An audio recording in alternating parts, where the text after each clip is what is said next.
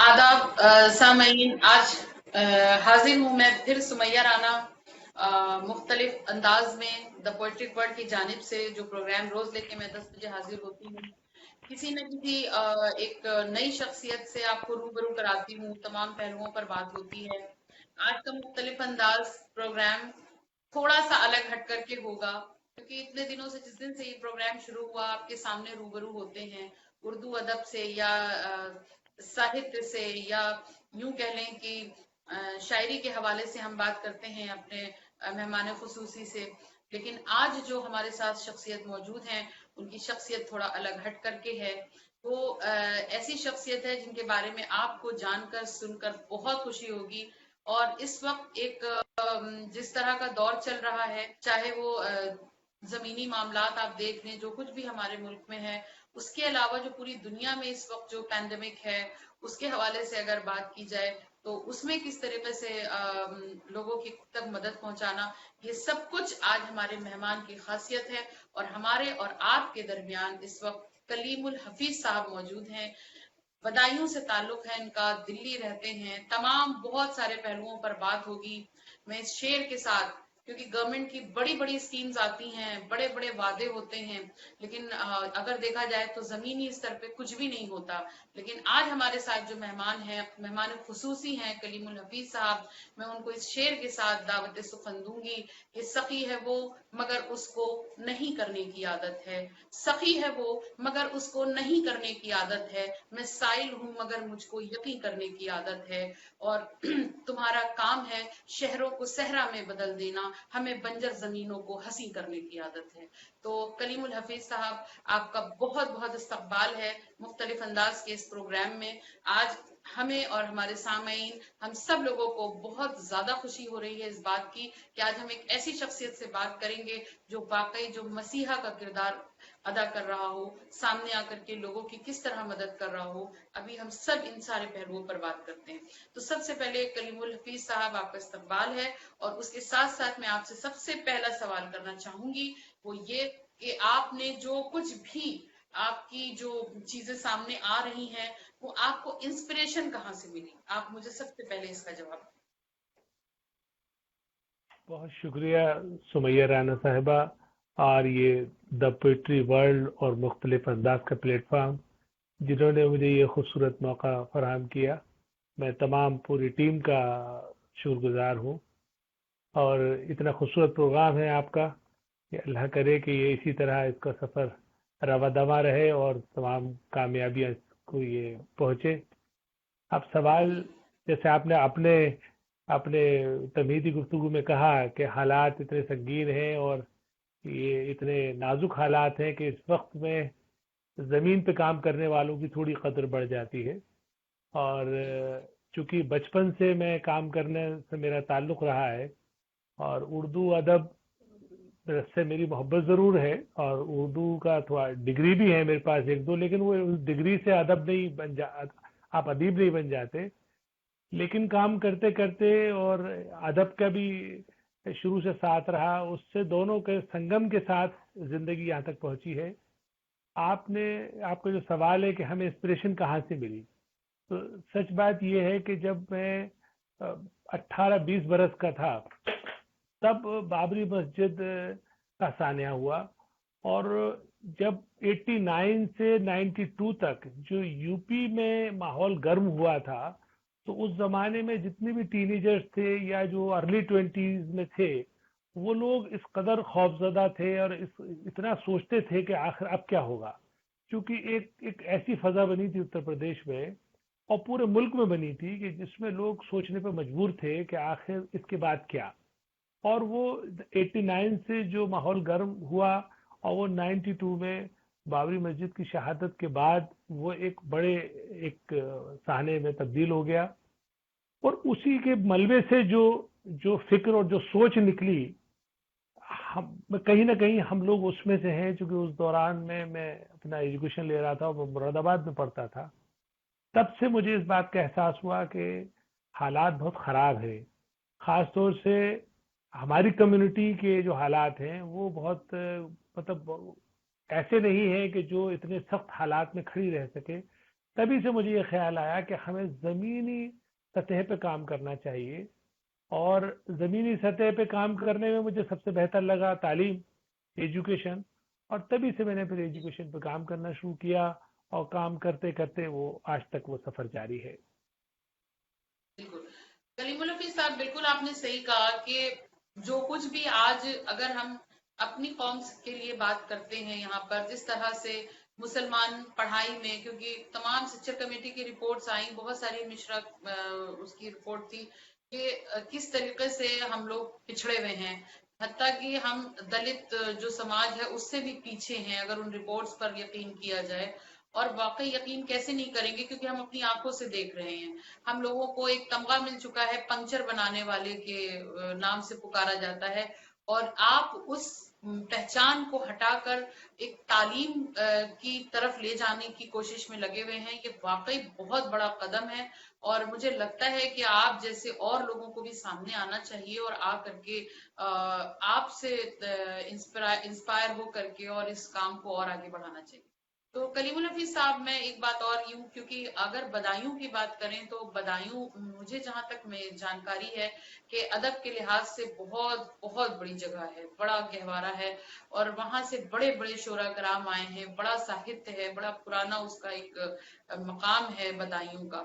اور آپ نے ایک نئی تاریخ اور رقم کری کہ وہاں سے ایسے تعلیمی ادارے، یا آپ نے لوگوں کو تعلیم دینے کی، جیسے کہ آپ کا ایک انسٹیٹیوٹ ہے وہاں پہ شاہین کر کے میں نے سنا ہے دہلی میں، اور تمام اور ادارے ہیں، آپ نے بدایوں میں بھی بہت سارے ادارے جو ہیں وہ قائم کر رکھے ہیں، اس پر کام کر رہے ہیں۔ تو یقیناً وہاں کے لوگوں کو، خاص کر بدایوں کے لوگوں کو بڑا فخر سا محسوس ہوتا ہوگا آپ کو، تو آپ ان کے بارے میں کیا کہنا چاہیں گے؟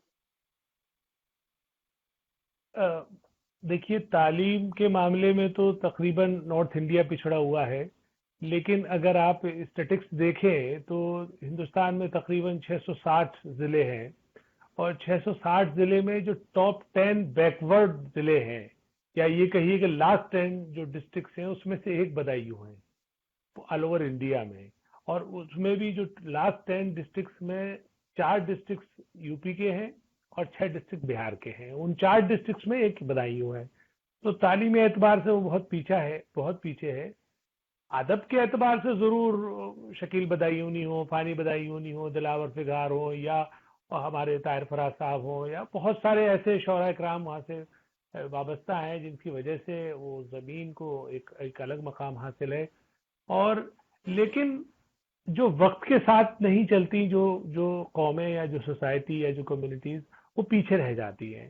تو جب اس زمانے میں، جب غالب اور ذوق کے زمانے میں بدایوں کا ایک الگ مقام تھا، اور اس کے بعد انہوں نے اپنے ساہتیہ کو یا اپنے ادب کو وقت کی ضرورت کے ساتھ اسے نہیں جوڑا، تو اس لیے وہ ماڈرن ایجوکیشن میں پیچھے ہوتے چلے گئے، خاص طور سے مسلم کمیونٹی تو بہت پیچھے رہ گئی۔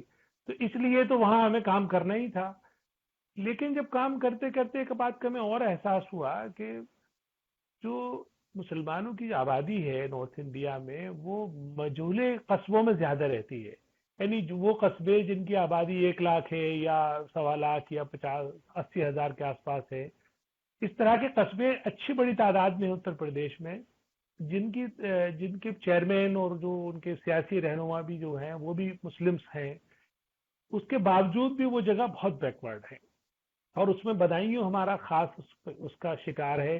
بدایوں کی ایک تحصیل ہے سہسوان، جہاں کا جو میرا وطن ہے، وہاں پہ میں نے کام شروع کیا۔ اور وہ کام میں نے کیسے شروع کیا کہ جب میں 92 کی بات ہے، جب وہ میں نے بتایا آپ کو بابری مسجد کا سانحہ ہوا، اس سے پہلے بھی میرے دماغ میں کچھ خاکہ تھا، لیکن اس کے بعد تو ایک دم نقش گہرے ہو گئے، اور میں نے سوچا کہ کام کیسے کرنا ہے۔ تو میں نے پلان یہ کیا کہ اپنی زندگی کو میں نے 3 حصوں میں بانٹا۔ ایک حصہ تو وہ کہ جب میں اپنی ایجوکیشن پوری کر کے، میں نے پہلے ڈپلومہ سول انجینئرنگ کیا، اور اس کے بعد پھر ڈگری آرکیٹیکچر میں کی، اور بیچ میں پھر میں نے کامل کرنے چلا گیا، پھر ایم اے کرنے چلا گیا۔ تو اس طرح کے میرے تھوڑا مختلف انداز میں ایجوکیشن ہوئی۔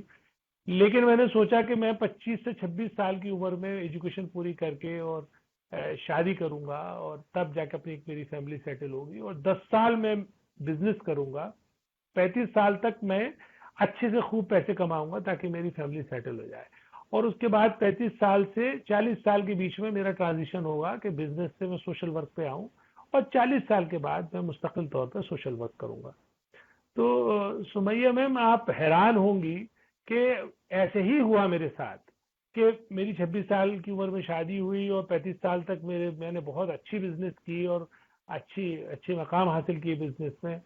اس کے بعد پھر میں 35 سال میں پرائم منسٹر ڈیلیگیٹ بن کے حج کرنے چلا گیا، اور وہاں میری انتلے صاحب سے ملاقات ہوئی جو اس زمانے میں اس کے پرائم منسٹر حج ڈیلیگیشن کے لیڈر تھے، اور ان کے ساتھ بیٹھ کر کے کچھ ہم نے فردر پلاننگ کی، اور تب وہاں سے ہم نے مسجد نبوی سے یہ طے کیا کہ ہماری عمر بھی اب 35 ایئرس کی ہو گئی 2007 میں، اب ہمیں اپنے سوشل ورک کی طرف جانا ہے، اور پھر ہم سوشل ورک کی طرف آئے، اور 2007 میں ہم نے زمین خریدنا شروع کی، اور ایک یونیورسٹی کی زمین جو اس زمانے میں 25 ایکڑ تھی زمین اتر پردیش کی یونیورسٹی کے لیے، تو 25 ایکڑ ہم نے زمین خریدی وہاں، اور زمین خریدنے کے بعد پھر ہم نے 2010 میں پہلا ادارہ شروع کیا، 2011 میں وہ ایک CBSE اسکول سے شروع کیا، اور اس کے بعد وہ ابھی بھی الحفیظ ایجوکیشنل اکیڈمی کے نام سے چلتا ہے۔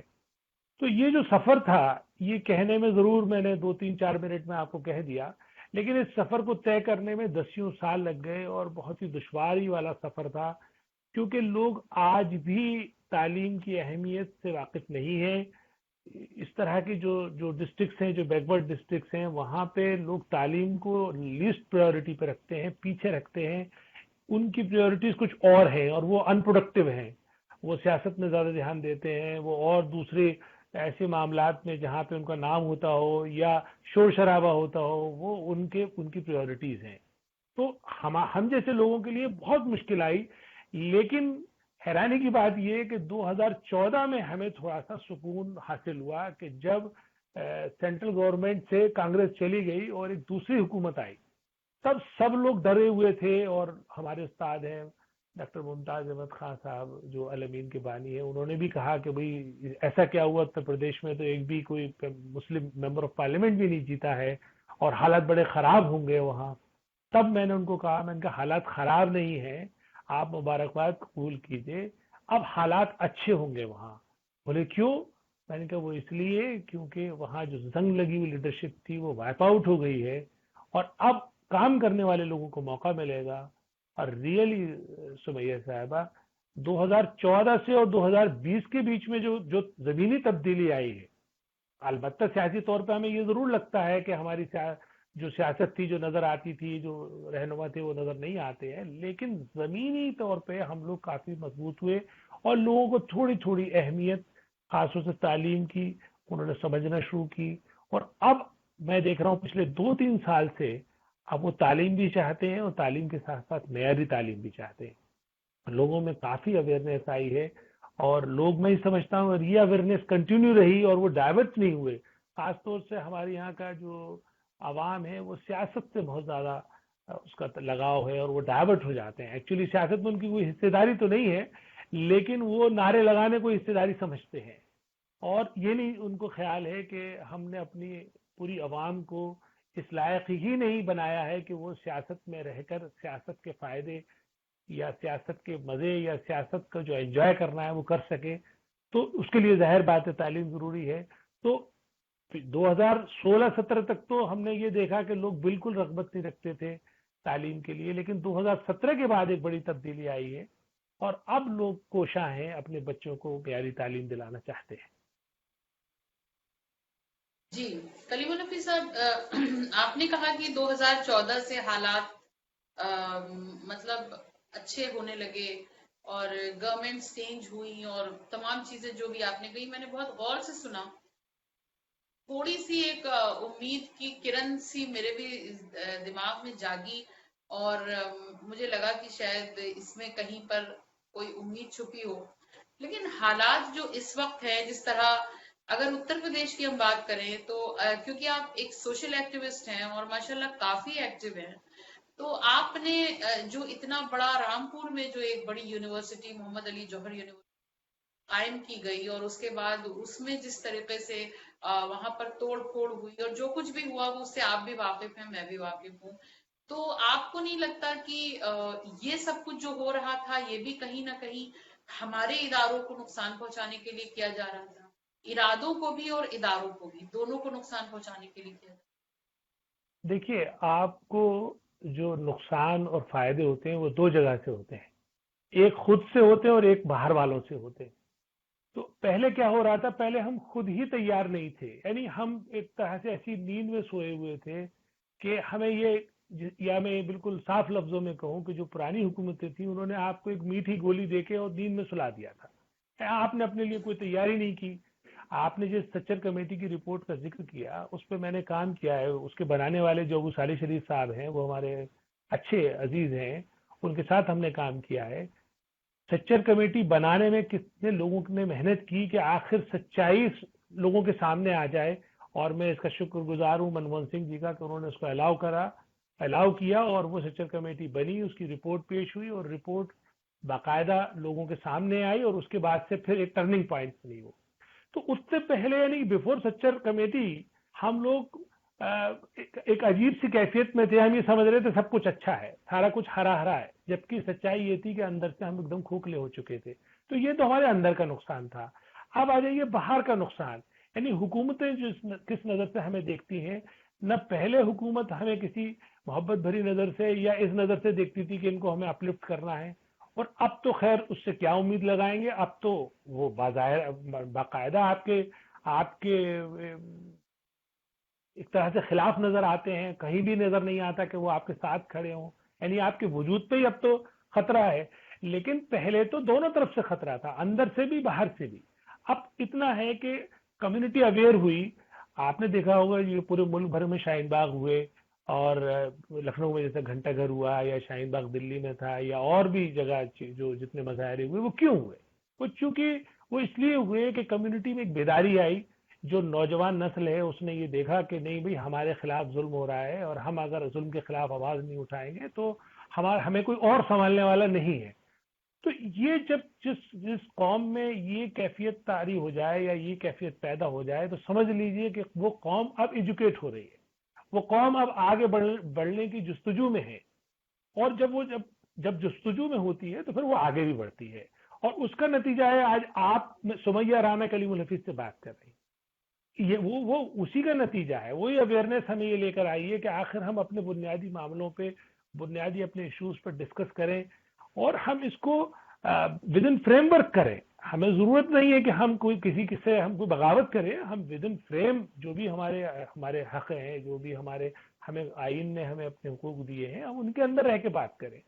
لیکن چونکہ پچھلے 60-70 سال میں بالکل کام نہیں ہوا کمیونٹی پہ، خاص طور سے جو بیسک اسٹرکچر ہوتا ہے، میں ہمیشہ کہا کرتا ہوں کہ آج اگر ابھی حکومت آپ کو 10-20 ہزار کروڑ روپے دے دے اور یہ کہے کہ سمیہ جی جائیے اور آپ اپنی کمیونٹی کے اپلفٹمنٹ کے لیے کام کر لیجئے، بیٹرمنٹ کے لیے کام کر لیجئے، تو آپ یقین مانیے کہ آپ سے 10-20 ہزار کروڑ روپے خرچ نہیں ہو پائیں گے، کیونکہ وہ زمین پہ اسٹرکچر موجود ہی نہیں ہے جو ریسیو کر سکے۔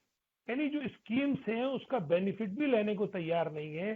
جتنی گورنمنٹس نے اسکیم لے کر آئی، خاص طور سے یو پی گورنمنٹ کے دور میں سچر کمیٹی کے بعد بہت ساری اسکیمز آئیں، لیکن ہم لوگوں نے اس کو ریسیو ہی نہیں کیا، کیونکہ ہمارے پاس اسٹرکچر موجود نہیں تھا، زمین پہ کاری کرتا کہتے ہیں جن کو، یعنی کارکنان موجود نہیں تھے، کوئی ایسا سسٹم موجود نہیں تھا جو ہم یہ بتا سکیں کہ یہاں اتنے غریب ہیں، اتنی بیوائیں ہیں، اتنے ان پڑھ ہیں، یا اتنے ہمارے یہاں زیادہ پڑھے لکھے لوگ ہیں، اتنے کم پڑھے لکھے لوگ ہیں۔ کوئی کام ہوتا ہے اگر زمین پر تو وہ اسکیمز ہم خوب بہو اس سے ہم فائدہ اٹھا لیتے۔ تو یہ ایک جو نقصان تھا اس دور کا، اب میں سمجھتا ہوں کہ کمیونٹی اویئر ہو رہی ہے، اس پہ کام کر رہی ہے۔ لیکن یہ جو نقصان جو دوسرا آپ نے بتایا کہ محمد علی جوہر یونیورسٹی پر انہوں نے جو اتر پردیش کی حکومت نے اس پہ کیس لگائے اور اس کو توڑا، ہاں تشدد بھی کیا اور بہت سارا، وہ اسے صرف ظلم کہا جا سکتا ہے۔ تو دیکھیے وہ جگ ظاہر ہے، اور جب ظلم انتہا سے بڑھ جاتا ہے تو ختم ہو جاتا ہے وہ، تو اس کا ختم ہونا لازم ہے۔ اور اب آپ دیکھ ہی رہے ہوں گے کہ سب طرح کی سب ایسا نہیں ہے کہ صرف ہمیں ہی امتحان دینے پڑ رہے ہیں، میں سمجھتا ہوں اس وقت پوری انسانیت کو امتحان دینا پڑ رہا ہے، ہر اس ظالم کو بھی امتحان دینا پڑ رہا ہے جس نے ظلم کی انتہا کر دی ہے۔ تو میں تو پر امید ہوں کہ حالات اب بہتر ہوں گے اور لوگوں کو ہوش آئے گا اور وہ انسانیت کی قدر کریں گے، اور جب انسانیت کی قدر کریں گے تو میں سمجھتا ہوں کہ ماحول بہتر ہوگا۔ بالکل کلیم الحفیظ صاحب، میں نے کیونکہ میں پچھلے تقریباً 1.5 سال سے میں ایکٹیو ہوں فیلڈ میں ایز اے سوشل ایکٹیوسٹ، تو میں نے کچھ تجربے کیے. جب آپ نے یہ بولا کہ جو پہلے کی گورنمنٹس تھی یا جو لوگ پہلے بیدار نہیں تھے، جو بالکل یہ سوچتے تھے کہ سب کچھ ہمارے مطلب مرضی کے موافق ہوگا، یا یہ گورنمنٹ اچھی ہے، سیکولر ہے، یا تمام طرح کی ایسی چیزیں آئی گئیں. تو لیکن جو میرا اپنا ایکسپیرینس ہے کہ پچھلے جو بھی 70-72 سالوں میں جو کچھ بھی دوسروں کے ہاتھوں رہا یا آج بھی ہے، اس سے ہماری اپنی اگر انڈین مسلمز کے نظریے سے بات کی جائے تو جو میرا ایکسپیرینس کہتا ہے وہ اتنا بڑا نقصان ہم نے 70-72 سالوں میں نہیں اٹھایا. اگر خالص یہ سب کچھ مسلمانوں کے ہی حوالے سے ہوتا، یعنی کہ جو گورنمنٹس ہیں وہ بھی مسلم، کہنا دیکھیے بہت آسان ہوتا ہے کہ نان مسلمز ہیں، بھید بھاؤ ہو رہا ہے، لیکن مجھے لگتا ہے کہ اس سے بڑا نقصان اٹھانا پڑتا کہ اگر یہ 70-72 سالوں سے یہاں پر صرف مسلمانوں کا ہوتا ہے. کیونکہ جو لیگ پولنگ، مجھے بڑے افسوس کے ساتھ کہنا پڑا ہے لیکن میں اپنی تلخ بات کرنے کے لیے ہی شاید مشہور ہوں، کہ جو کچھ لیگ پولنگز یا ہم ایک دوسرے کو یا اتنے فرقوں میں بٹنے کے بعد ہمارا جو حال ہوتا وہ آج کے پس منظر سے کہیں زیادہ بھیانک ہوتا، کہیں زیادہ خطرناک ہوتا. یہ اچھی بات ہے کہ جو جنریشن چینج ہوئی ہے وہ جنریشن کا سوچنے کا نظریہ اور براڈ ہے، آگے ہے، وہ دوسری طریقے سے سوچ رہی. ایک چیز. دوسری میں آپ سے یہ بات کہنا چاہوں گی کہ کیا آپ صرف گورنمنٹس کو ذمہ دار سمجھتے ہیں؟ کچھ لوگ بی جے پی گورنمنٹ کو کہتے ہیں، کچھ لوگ کانگریس، کچھ لوگ جنتا پارٹی، کچھ لوگ جنتا دل، جو تمام یہاں کے بہت ساری پولیٹیکل پارٹیز ہیں جن کے بارے میں ہر انسان کی، ہر ہندوستانی کی اپنی ایک مختلف رائے ہے. لیکن اس میں ہمارے لوگ جو ہیں، جو ہمارے بڑے تھے، چاہے بڑے علماء کرام ہوں، چاہے بڑے بزنس ٹائکونز ہوں، چاہے انڈسٹریلسٹ ہوں، چاہے بڑے بڑے تعلیمی ادارے چلانے والے لوگ ہیں، کیا ان کی ذمہ داری نہیں تھی؟ کیا وہ نہیں آگے آ سکتے تھے؟ نہیں دیکھیے، یہ جب کام جب ہوتا ہے خاص طور سے کمیونٹیز کے لیول پہ، تو اگر ہم اس کو میجرلی 4 حصوں میں اگر اسے ڈیوائڈ کریں تو تجارت، تعلیم، صحت اور سیاست، یہ 4 حصے ہیں جو سماج کے ہیں. مذہب تو ظاہر بات ہے کہ وہ ان بلٹ ہے، سب میں چلتا ہے وہ مذہب. لیکن اگر تجربے کے اعتبار سے دیکھیں کہ اگر ساؤتھ کا میں آپ کو کچھ مثال دوں، اور چند لوگوں نے وہ کام شروع کیا، گرچہ ان کی آبادی وہاں پہ بہت زیادہ نہیں ہے، لیکن جتنی بھی آبادی ہے اس آبادی کے تناسب سے انہوں نے ترقی بہت زیادہ کی. تو میں 2-3 آپ کے سامنے میں مثال پیش کرتا ہوں، اس سے آپ سمجھ جائیں گے کہ ہم نے کیا نہیں کیا اور کیا کرنا تھا. پہلے تو مثال یہ ہے کہ سر سید علیہ رحمہ نے جو موومنٹ چلایا سوشل ریفارم اور ایجوکیشن کا، وہ علی گڑھ تحریک کہلائی یا سر سید تحریک کہلائی. اس تحریک کے جو اس تحریک سے مستفید ہوئے، یعنی کہ جو علیگ تھے، جو علی گڑھ میں ہی پڑھے، ان لوگوں نے خاطر خواہ اتنا کام نہیں کیا جتنا ان کو کرنا چاہیے تھا. جبکہ علی گڑھ یعنی سر سید کی تحریک پہ کام کرنے والے جو ساؤتھ میں جن لوگوں نے کام شروع کیا، اس میں زیادہ تر نان علیگ ہیں. اور انہوں نے کیا کام شروع کیا؟ انہوں نے سن 64 میں ڈاکٹر پی اے غفور صاحب تھے، جو اس وقت انہوں نے مسلم ایجوکیشن سوسائٹی قائم کی. وہ کیرلا میں ایک میڈیکل کالج کے پروفیسر تھے اور اناٹمی کے پروفیسر تھے، اور انہوں نے ایک مہم سٹارٹ کی اور ایک فاؤنڈیشن بنائی مسلم ایجوکیشن سوسائٹی. اس کے بعد ان کے ایک جونیئر تھے ڈاکٹر ممتاز احمد خان، انہوں نے بھی 64 میں MBBS کیا، ان کو انہوں نے اپنے ساتھ ملا لیا اور دونوں نے مل کے اس پہ کام کرنا شروع کیا. مسلم ایجوکیشن سوسائٹی نے ایجوکیشن پہ کام کرنا شروع کیا. اور ایک تھے جسٹس بشیر تھے مدراس میں، ان کی سرپرستی ان کو حاصل تھی. اور انہوں نے بھی یہ کہا کہ دیکھیے، اگر آپ لوگ کچھ کرنا چاہتے ہیں، ساؤتھ کے مسلمانوں کو کچھ دینا چاہتے ہیں، تو آپ تعلیم پہ کام کریں. تو ان 3 حضرات نے کام شروع کیا.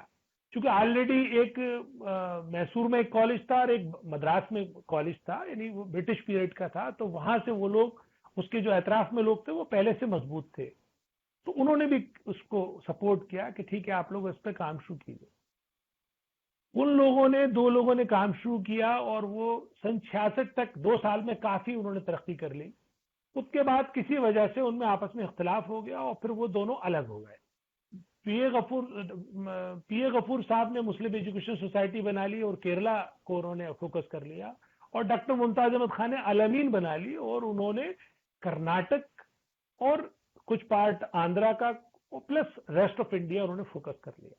تو انہوں نے کام کرنا شروع کیا اور ان کا کام آج کی ڈیٹ میں, وہ کام جہاں سے شروع کیا تھا انہوں نے, آج کی ڈیٹ میں تقریباً 250 ادارے عالمین کے پاس ہیں اور اتنے ہی ادارے مسلم ایجوکیشن سوسائٹی کے پاس ہیں. مسلم ایجوکیشن سوسائٹی کے پاس 78 اسکول ہیں, اس میں تقریباً 42 سی بی ایس ای ہیں اور 36 ان کے پاس اسٹیٹ بورڈ کے ہیں.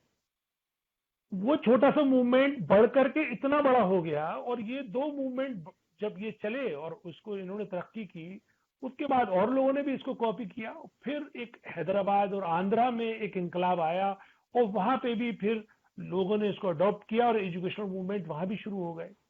پھر کام تھوڑا حصہ مہاراشٹر میں بھی شروع ہوا. تو کرناٹک, کیرل, آندھرا, کرناٹک, تمل ناڈو اور کچھ پورشن مہاراشٹر کا, یہ 4-5 اسٹیٹ نے مل کے کام کیا اپنی سوسائٹی کو اور اسے بنایا, اور بنانے کے بعد آج وہ ایٹ پار آ گئے. اب وہ جو ہمارے برادران وطن ہیں ان کے برابر وہ ایجوکیشن دے رہے ہیں, ان کے برابر ان کی انکم ہے, جی ڈی پی میں کنٹریبیوشن ان کے برابر ہے. اور اس کے علاوہ کئی جگہوں پہ, کیرلا میں تو ڈینٹل کالج مسلمز کے آبادی سے زیادہ ہیں, میڈیکل کالج مسلمز کے آبادی سے زیادہ ہیں, وہی پوزیشن بنگلور میں ہے. تو یہ کیوں ہوئی؟ یہ اس لیے ہوئی کہ ان بزرگوں نے کام شروع کیا اور بالکل صدق دل سے اچھی نیت کے ساتھ وہ کام کرتے رہے. کام کرتے کرتے آج وہ بڑا درخت بن گیا جو چھوٹا سا پودا لگایا تھا, اور پورا ساؤتھ کو انہوں نے تبدیل کر دیا. تو آج آپ ہر زبان پہ دیکھتے ہوں گے کہ بھی ساؤتھ میں کام اچھا ہوا, لیکن ساؤتھ میں کام کسی نے تو شروع کیا تھا نا. یہی کام ہمیں نارتھ میں ہونا تھا, کیونکہ 25% مسلمان صرف اتر پردیش میں رہتا ہے پورے ہندوستان کا. اتر پردیش میں ہم لوگ کسی بھی وجہ سے رہا ہو, ہم لوگ آپس میں بٹے رہے, چاہے اس کی فرقہ کی وجہ رہی ہو یا سیاست کی وجہ رہی ہو, یا یوں کہیں کہ دیوبند اور بریلی اور علی گڑھ اور ندوہ یہ سب یہی ہے اتر پردیش میں. اس لیے سب سے کم ریسپونس آیا اتر پردیش سے. اسی کے برابر سے لگا ہوا ہے بہار, تو اس کا بھی کوئی خاص ریسپونس نہیں تھا. اور بنگال چونکہ وہ ڈیوائیڈ ہو چکا تھا تو بنگال میں پہلے سے اتنی اویئرنیس نہیں تھی. تو یہ 3 اسٹیٹ اور چوتھا ملا دیں آپ آسام بھی, تو اتر پردیش, بہار, بنگال اور آسام, ان 4 اسٹیٹ نے وہ خاطر خواہ کام نہیں کیا, کیونکہ یہ پورے ملک کی 50% آبادی ہوتے ہیں.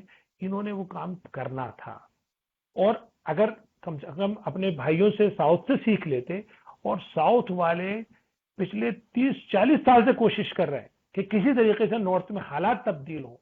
خود ہمارے ڈاکٹر صاحب جو تھے سن 80 میں آئے تھے یہاں نارتھ میں کام کرنے کے لیے, ڈاکٹر ممتاز احمد خان صاحب, تو انہوں نے لوگوں کو پیسے دیے, اور کئی کانپور میں ایک کالج کو انہوں نے پیسے دیے. اس زمانے میں 5 لاکھ روپے دیے سن 80 میں.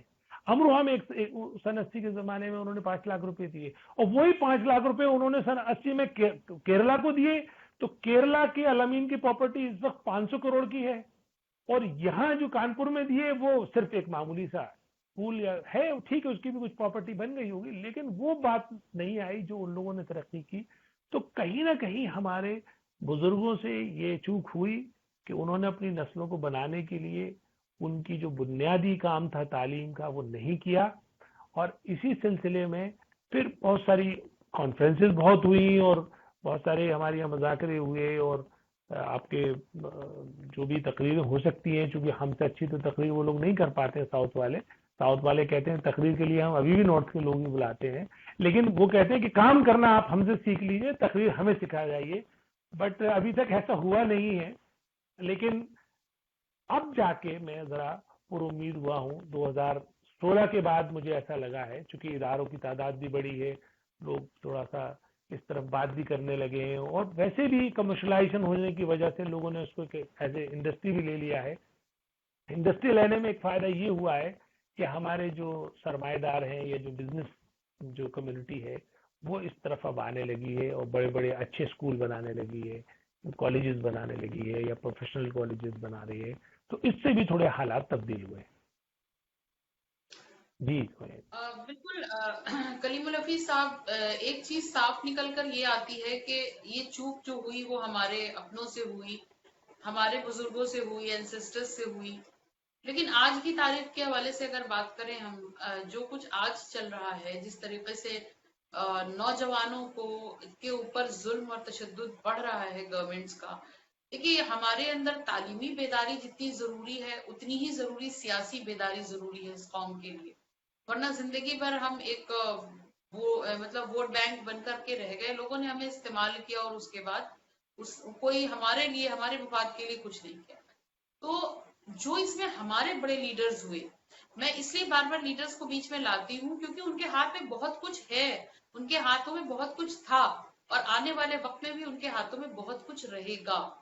ایک اعظم خان صاحب آ کر کے سامنے یونیورسٹی بناتے ہیں، انہیں تمام چیزیں جھیلنی پڑتی ہیں، اور وہ ہم ہی آپ ہیں جو تنقیدیں کرتے ہیں.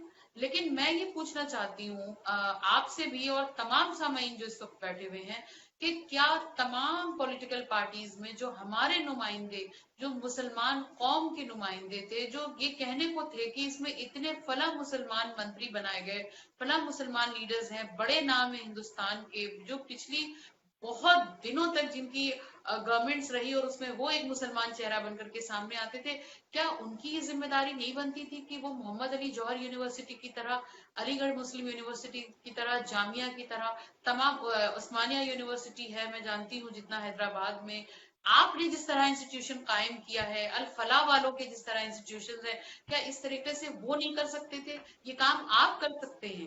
جو گورنمنٹ میں بیٹھا ہوا انسان جس کے پاس تمام طرح کے پارز ہیں، کیا وہ نہیں کر سکتا؟ اگر وہ اس چیز کو انہوں نے سیریسلی لیا ہوتا، اس گلیمر کی دنیا میں جانے کے بعد جس کو پالیٹکس بولتے ہیں، انہوں نے اس گلیمرائزیشن سے کم اتنا قوم کو فائدہ پہنچایا ہوتا کہ ایک یونیورسٹی دے دی ہوتی، ایک بڑے ہاسپٹلس دے دیے ہوتے، تمام ٹیکنیکل یونیورسٹیز دے دی ہوتی، تو شاید ہمارے جو بچے ہیں جو بھٹک رہے ہیں، جو پنکچر بنانے والے جن کے اوپر تہمت لگتی ہے، جن کو یہ نام سے پکارا جاتا ہے، شاید اس میں کوئی تبدیلی آتی.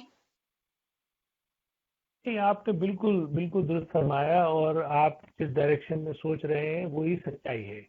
اور یہ تو سچ ہے کہ جو پاور میں ہوتا ہے وہ کام بہت کم وقت میں زیادہ کر سکتا ہے، اور اس بہت مؤثر انداز میں کر سکتا ہے. اس کی حکومت بھی سنتی ہے، اس کی عوام بھی سنتی ہے، اور ہمارے یہاں تو ویسے بھی عوام اسی کے سب پیچھے جاتی ہے جس کے پاس پاور ہوتی ہے. لیکن میرا آپ سے کہنا یہ ہے کہ جو ہوا سو ہوا. وہ تو چونکہ وقت واپس نہیں آئے گا، اس سے صرف ہم سیکھ سکتے ہیں، بس وہ ہمارے لیے ایک ایجوکیشن ہے. لیکن اب آج کے بعد سے کیا، اب آگے کیا، یہ میں ایک ضرور اس پہ کہنا چاہوں گا. دیکھیے یہ کمیونٹی جو ہے نا، کوئی ایک ایشو کو لے کے نہیں بنتی ہے.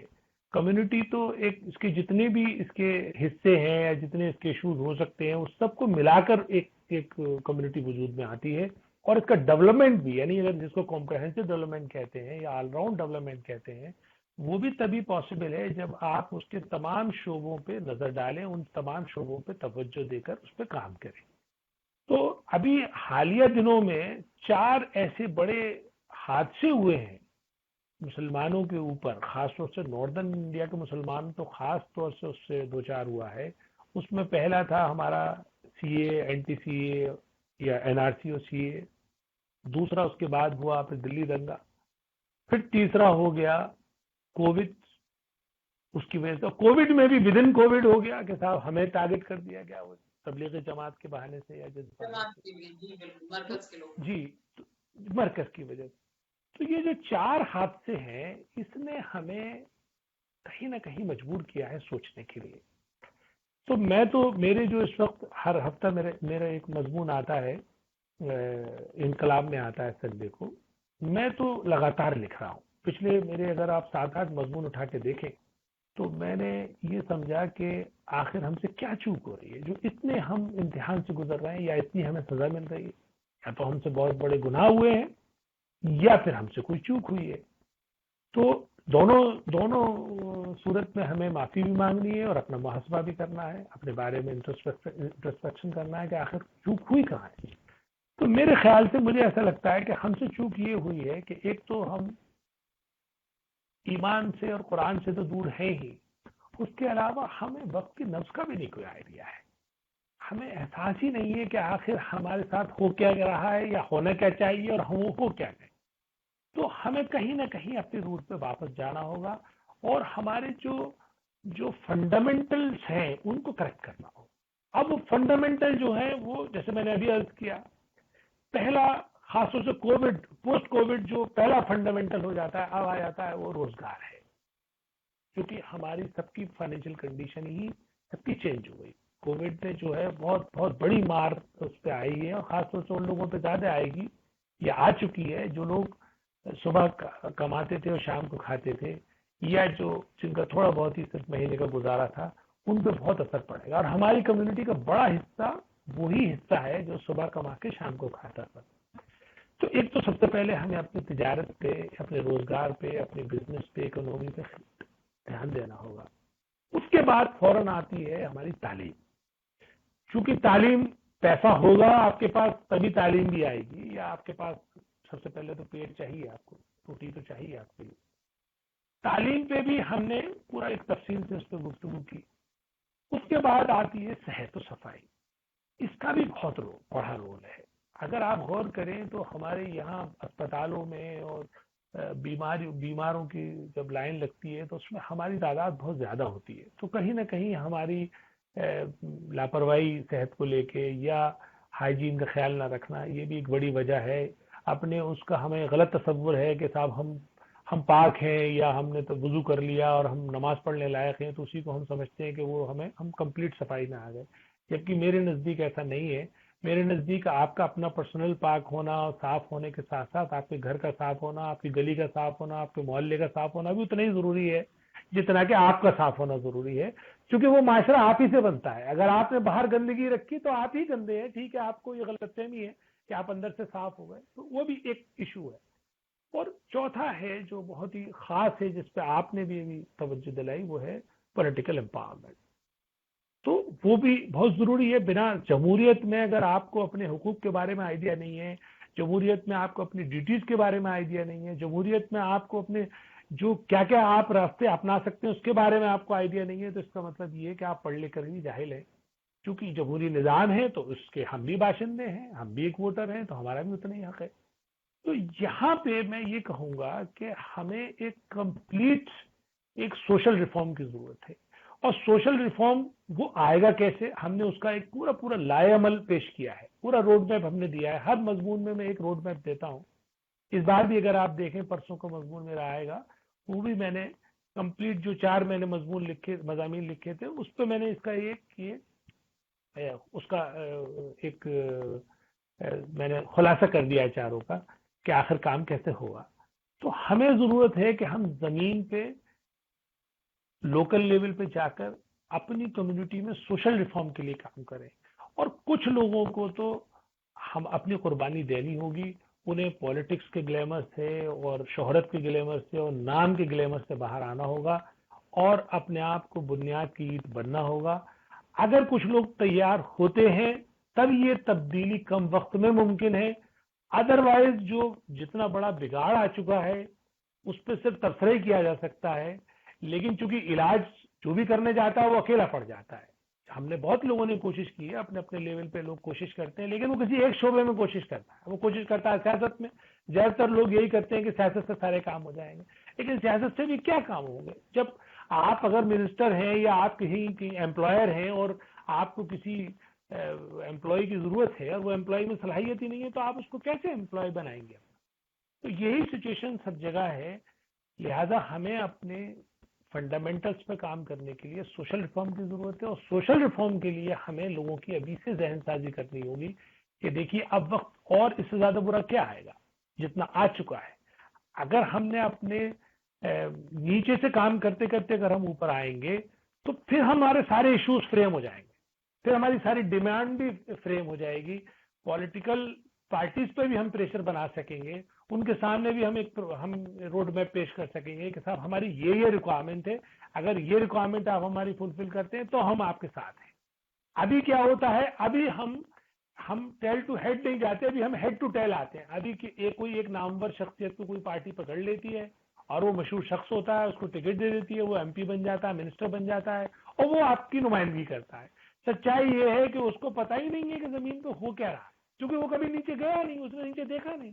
تو ہمیں اپنا سسٹم ریورس کرنا ہوگا, ہمیں نیچے سے اپنی لیڈرشپ کو ڈیولپ کر کے اوپر لانا ہوگا, اور وہ لیڈرشپ پھر آپ کے جو ریئل ایشوز ہیں ان کو اٹھائے گی اپنی جو سینئر لیڈرشپ کے سامنے, اور پھر پارٹیاں اس پر اپنا رد عمل پیش کریں گی. اور یہی جمہوریت کا نظام ہے. اسی طرح سے جمہوریت میں قومیں پھلتی پھولتی ہیں. جی میم. بالکل کلیم الحفیظ صاحب, آپ نے بالکل درست فرمایا. آپ کی ایک بات میں نے بغور سنی, اور یہ بات صحیح ہے کہ یہ زمینی طور پر جو لوگ کام کر رہے ہیں وہی اچھے لیڈر ثابت ہو سکتے ہیں, کیونکہ ان کو سارے خامیاں, سارے بھید, سب کچھ پتا ہوگا کہ کہاں پہ مرمت کی ضرورت ہے اور کہاں پر کس چیز کی بھرپائی کرنی ہے. ایک بات میں بہت اس چیز پر آج کل بہت ورک کر رہی ہوں, بلکہ کہ یہ باتیں جتنی اس سیشن میں ہم لوگوں نے ابھی تک جتنی کی وہ اپنی قوم کے حوالے سے بات کی, کیونکہ واقعی ایک بہت لمبا دیکھا جائے تو ڈسکشن کا سبجیکٹ ہے کہ جس پہ کتنی بھی بات کر لی جائے شاید وقت کم پڑے گا. لیکن ایک بات جو اس میں سب سے امپورٹنٹ مجھے لگتی ہے کہ جس طرح ملک میں جو حالات ہیں, کیونکہ ایک گھر میں ایک چھت کے نیچے رہنے والوں کا آپس میں جو تال میل ہے وہ بہت اچھا ہونا چاہیے, تبھی ہم کسی قسم کی ترقی کا راستہ پکڑ سکتے ہیں. یہ ملک ہمارا پورا گھر ہے, کشمیر سے لے کر کنیا کماری تک. آپ یہ دیکھ لیجئے کہ اس میں جو تمام طرح کے تنازع ہیں قوموں میں, اور خاص کر جو اب یہ ہندو مسلمان RSS اور یہ سب کچھ جو چل رہا ہے, جس کی وجہ سے یوتھ بہت ڈسٹرب ہے. ایک الگ طرح کا مینٹل پریشر ہے, ایک الگ طرح کی سوچ ابھر کے آ رہی ہے, وہ چاہے نان مسلم نوجوانوں کی بات کریں یا مسلم نوجوانوں کی بات کریں. آپ کی رائے میں یا آپ کو کیا لگتا ہے کہ اس کھائی کو کیسے پاٹا جا سکتا ہے, کیسے وہ سوہارد, وہ اپنا پن جو کچھ پہلے تھا, تھوڑا بہت سب جگہ ہوتا ہے لیکن اب جو حالات ہیں وہ بہت زیادہ ورسٹ ہو چکے ہیں. لیکن اس کھائی کو بہرحال پاٹنے کی کوشش تو کرنا ہے, کیونکہ ہمیں ملک کی تعمیر, اگر ہمیں قوم کی بات کر رہے ہیں تو کہیں نہ کہیں اس سے ملک کی تعمیر بھی جڑی ہوئی ہے. تو اس ملک کی تعمیر کے لیے سب سے پہلی چیز تو یہ ہے کہ اس کے اندر کا اسٹرکچر اسٹرانگ ہونا چاہیے, اور وہ اسٹرکچر ہندو مسلمان سب مل کر کے بنائیں گے. تو ہم اس اسٹرکچر کو کیسے اسٹرانگ کریں, اس کھائی کو کیسے پاٹیں؟ دیکھیے, اس کے لیے بہت اچھا سوال ہے آپ کا. اور کھائی صرف ایک تو زبان سے آپ اچھی بات بول رہے ہیں, میٹھی بات بول رہے ہیں, کسی کے لیے آپ نفرت والی زبان استعمال نہیں کر رہے ہیں, تو ایک تو یہ بھی ایک اچھا ذریعہ ہے کہ ہم اپنی زبان کو اتنا سافٹ اور اتنا سویٹ کریں کہ لوگوں کو وہ اچھی لگے, اور تلخ باتوں سے بچیں, یا ایسی کوئی بات نہ کہیں جو دل آزاری ہو, خاص طور سے کسی غیر مسلم کی. لیکن اس سے زیادہ کام کی ضرورت ہے. اور وہ کام کیا ہے؟ کام ہے دوسروں کو فائدہ پہنچانا. اچھا, آپ تو ویسے بھی قرآن کے اعتبار سے بھی, اپنے عقیدے کے اعتبار سے بھی تو آپ تو خیر امت ہیں. خیر امت کا کام یہ ہے کہ وہ نفع رسانی کے لیے بنائی گئی ہے, وہ دوسروں کو فائدہ پہنچانے کے لیے بنائی گئی ہے. تو آپ چاہیں گے کہ مفت میں کوئی بھائی چارہ ڈیولپ ہو جائے یا مفت میں کوئی کام ہو جائے, ایسا نہیں ہوتا. آپ کو قربانی دینی ہوتی ہے, آپ کو آگے بڑھ کے اپنا ہاتھ بڑھانا ہوتا ہے, آپ کو کہیں نہ کہیں کچھ پیش کرنا ہوتا ہے, چاہے پانی آپ اس کو پلائیں یا چائے پلائیں یا کھانا کھلائیں, تبھی جا کے اس کے دل میں آپ کے لیے محبت بڑھتی ہے. دوسرا, اس کے خلاف آپ کو کوئی ایسی بات نہیں کہنی جو اس کے دل کو بری لگے. اس سلسلے میں ہم نے ایک کام کیا, ابھی ہمارا حالیہ تجربہ ہے کہ ہم نے کووڈ کے دوران ہم نے لنگر کا شروع کیا کام. وہ لنگر ہم پہلے کافی دن سے چلاتے تھے, لیکن اسے ہم خاموشی سے چلاتے تھے کہ وہ کھانا کھلا رہے ہیں یا غریب کو, تو یہ بات لوگوں کو نہیں پتہ چلنی چاہیے, تو خاموشی سے ہمارا اور اللہ کے بیچ کا معاملہ تھا. لیکن جیسے ہی کووڈ کی وجہ سے لاک ڈاؤن ہوا تو ہم نے اس کو اعلانیہ کر دیا. اور جب ہم نے اس کو اعلان کیا, اس کا ہمارا مقصد بھی یہی تھا کہ اس سے ماحول ڈیولپ ہو. تو ہم نے یہ دیکھا کہ تمام مذاہب کے لوگ, تمام سیکشن کے لوگ, مزدور, امیر, غریب, سب لوگ آئے ہمارے یہاں, اور کئی ہزار لوگوں کو ہم نے کھانا کھلایا. اور جو ہمارے یہاں کا تھانہ تھا وہ بھی صاحب ہم سے رپورٹ لینے لگا کہ آپ کیا کرتے ہیں, کیسے کرتے ہیں, اور ہم لگاتار وہ کھانا کھلاتے رہے.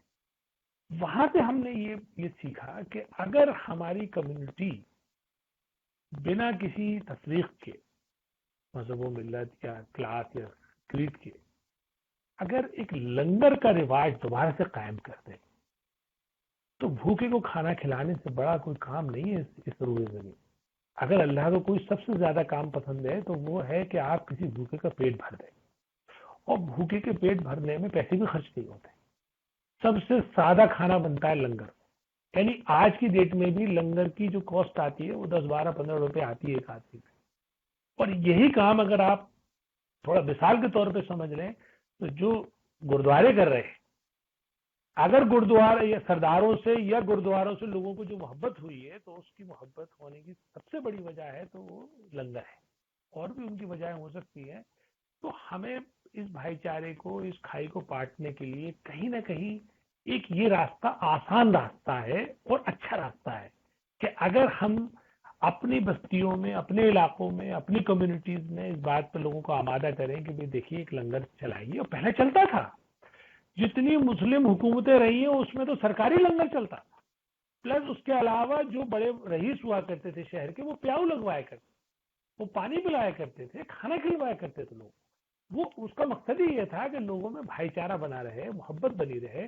ایک پیڑ لگا دیا کرتے تھے، اس کے نیچے نل لگا دیا کرتے تھے یا پیاؤ لگا دیا کرتے تھے، تو لوگ چلتے ہوئے وہاں پانی پی کر سائے میں بیٹھ جایا کرتے تھے، چونکہ دھوپ میں لوگ سفر کرتے تھے، پیدل چلتے تھے لوگ. آج کی تاریخ، آج کا زمانہ بدل گیا، لیکن آپ کو مینس وہی اپنانے پڑیں گے. اگر آپ کو کسی کا دل جیتنا ہے اور اس سے محبت آپ چاہتے ہیں تو اس کی خدمت کرنی ہوگی. اب خدمت کے اور بہت سارے طریقے ہیں. آپ اپنی مساجد اور مدارس کو یوز کریے، اس میں کمیونٹی سینٹر بنائیے، اس میں ڈسپینسریز بنائیے، وہاں سے لنگر خانے چلائیے، وہاں لائبریریز بنائیے، وہاں کاؤنسلنگ سینٹر بنائیے. اور آپ کی جتنی سروسز ہوں ان سروسز میں یہ نہیں ہونا چاہیے کہ صرف آپ اپنی کمیونٹی کو دیکھیں گے. آپ غیر کو پہلے دیکھیے، بعد میں اپنے کو دیکھیے غیر کتنی محبت کرے گا آپ. لیکن زبان سے ٹھیک ہے آپ بری بات نہیں بولیے، لیکن زبان سے میٹھا بھی بول کے ایک بہت کم تعداد میں لوگ آپ سے متاثر ہوں گے. لیکن اگر آپ ان کے لیے باقاعدہ کام کریں گے کچھ، یہ کام کب ہوگا؟ یہ تبھی ہوگا جب میں آپ کو جو پہلے بتا چکا ہوں کہ آپ کے پاس زمینی سطح پہ کوئی اسٹرکچر موجود ہو، کوئی ایسا گروپ موجود ہو جو نفرسانی کا کام کرتا ہو، جو لوگوں کے بھلے کا، لوگوں کو فائدہ پہنچانے کا کام کرتا ہو. اور وہ اس کے بھلے پہنچانے سے یہ بالکل انبلٹ بات ہے کہ وہ خود مضبوط ہو جائے گا. جو گروپ بھی یہ کام کرے گا، جو گروپ کھانا کھلائے گا وہ مضبوط ہو جائے گا، جو گروپ غریبوں کو فری میں علاج کرائے گا وہ مالدار ہو جائے گا، اس کا گھر کا آدمی بیمار نہیں پڑے گا. یہ طے بات ہے. جو آدمی کھانا کھلاتا ہے وہ کبھی بھوکا نہیں مرتا. یہ اللہ کا نظام ہے. تو اس لیے ہمیں اپنی پرانی اقدار پہ واپس آنا ہے، جو ہماری پرانی تعلیمات ہیں کہ ہم انسانیت کی خدمت کریں، نہ کہ صرف اپنی خدمت کریں. اب چونکہ ہم وہ اپنا تعلیم بھول گئے تو اس لیے خود بھی ہم اسی صف میں کھڑے ہو گئے. آج ہماری پوزیشن یہ ہے کہ ہم لوگوں سے جو ہے وہ بھیک مانگنے جیسی کنڈیشن میں آ گئے، جبکہ ہمارا ایک زمانہ وہ تھا کہ ہم لوگوں کو فائدہ پہنچاتے تھے. تو کہیں نہ کہیں ہمیں اپنے پرانے اقدار پہ واپس آنا ہوگا. ہمیں اپنے گروپ فارم کر کے اور ان گروپ کو ان کی ذہن سازی کر کے، اس کے لیے کوئی بہت بڑی دولت کی درکار نہیں ہے. لوگ غلط فہمی میں ہیں کہ صاحب اس کے لیے بہت پیسہ چاہیے. پیسہ تو خود اکٹھا ہو جاتا ہے. جب آپ اچھا کام کرنے کھڑے ہوتے ہیں تو خود آپ کے ملنے والے، آپ کے عزیز و قربا آ جاتے ہیں اور وہ آپ کو چپ چاپ سپورٹ کر جاتے ہیں. یہ میں نے ابھی بھی دیکھا، اس دور میں بھی لوگوں نے بہت سارا ہمیں سپورٹ کیا. کوئی سبزی دے گیا، کوئی آٹا دے گیا، کوئی دال دے گیا، اس طرح کی چیزیں ہمارے پاس آئیں. تو میں چونکہ کام کر رہا ہوں پچھلے 20-25 سال سے، اس لیے میں آپ کو فرسٹ ہینڈ انفارمیشن دے رہا ہوں. میں سنی ہوئی یا پڑھی ہوئی بات نہیں بتا رہا ہوں. میری اپنے ایکسپیرینس سے میں سمجھتا ہوں کہ ہمیں اپنی نوجوان نسل کو اور سب چیزوں کے علاوہ، یعنی جو اس طرح سے آپ ساہت پہ اور ادب پہ کام کر رہی ہیں، یا اور بھی طرح کے آپ کا پولیٹیکل ایکٹیوسٹ بھی ہیں یا سوشل ایکٹیوسٹ بھی ہیں، لیکن آپ کو بنیادی چیزوں پہ کام کرنے کے لیے ان کو آمادہ کرنا ہوگا اور ان کو یہ احساس کرانا ہوگا کہ اب بہت دیر ہو چکی. جتنا جلدی ہو آپ لوگ اپنے گھر سے، اپنے خاندان سے، اپنی مسجد سے، اپنے محلے سے، اپنے وارڈ سے، اپنے شہر سے کام شروع کر دیجیے. اور کوئی ضرورت نہیں ہے کہ آپ کو بڑا بینر چاہیے یا کوئی نام چاہیے بڑا. میں تو اس میں بار بار لکھتا ہوں کہ جو آپ کو پوچھنا ہے، آپ میرا یہ ای میل آئی ڈی ہے، ٹیلی فون نمبر ہے، آپ مجھ سے گائیڈ لے سکتے ہیں. میں جس لائق ہوں میں حاضر ہوں. لیکن کام آپ کو اپنے علاقے میں ہی کرنا ہے، چونکہ وہیں آپ کی ضرورت ہے. ہمیں بہت بڑے اسٹرکچر کے بارے میں نہیں سوچنا ہے. ہمیں پہلے اگر ہم گراؤنڈ لیول پہ کام کرنا شروع کریں گے تو آپ یہ دیکھیں گے کہ ایک پازیٹیو انرجی ڈیولپ ہو جائے گی. آپ کے چہروں پہ ایک رونق آ جائے گی. آپ کے دلوں میں ایک سکون آ جائے گا, آپ کے آنکھوں میں ایک ایسی چمک آئے گی کہ سامنے والے آپ سے مانوس ہونے لگے گے. آج جو آپ کو طرح طرح کے لیبل لگاتے ہیں کہ پنچر والے یا گندے ہیں یا کورونا والے یا دوسرے والے یا سبزی والے, آپ دیکھنا کہ یہ سب چھٹ جائے گا, اور پھر لوگ آپ کو وہی کہنے لگیں گے جس لقب کے یا جن القابوں کے آپ مستحق ہیں. بالکل کلیم الحفیظ صاحب, بچپن سے میں ایک وہ ہے کہاوت سنتی آئی ہوں کہ زباں شیری تو ملک گیری. تو بالکل آپ نے جو کہا میں نے سنا, ہمارے سامعین نے سنا, یقیناً سب جو بھی سامعین ہیں ہمارے وہ بالکل اس بات سے متفق ہوں گے کہ کس طریقے سے آج کے دور حاضر میں جو کچھ پچھلی ہماری کمیاں تھیں ان کو بھول کر کے اور ہم آگے کی طرف بڑھ سکتے ہیں. تو بہت بہت شکریہ کلیم الحفیظ صاحب, آپ ہمارے اس مختلف انداز پروگرام میں آئے, اور میں پوری ٹیم کی طرف سے آپ کی شکر گزار ہوں اور آپ سے دعا کی درخواست کرتی ہوں, اور بالکل آپ ہم لوگوں کی اسی طرح سے سرپرستی کرتے رہیے. آپ سے وقت پر وقت ہم لوگ اس طرح کی مدد لیتے رہیں گے کہ آپ ہم لوگوں کی رہنمائی کر سکیں. بہت بہت شکریہ, آپ جیسے لوگوں کی اس ملک کو بہت ضرورت ہے. اللہ آپ کو مزید کامیابی عطا کرے. بہت بہت آمین. شکریہ. بہت آداب. شکریہ آپ کا اور آپ کے تمام ٹیم کا. آداب.